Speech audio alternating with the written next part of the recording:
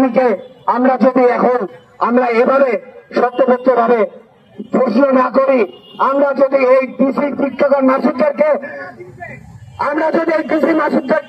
আরো বড় হইতে দিই, তার এই প্রমোশন ক্যাম্পেইনকে যদি আমরা সমর্থন করতে থাকি, তাহলে আমাদের কোন নাগরিক অধিকার বলে কিছু থাকবে না। বন্ধুরা, এই শাহবাগ থানার এই বর্বরোচিত আক্রমণের বিরুদ্ধে সবাই ঐক্যবদ্ধ হন। ধন্যবাদ সবাই।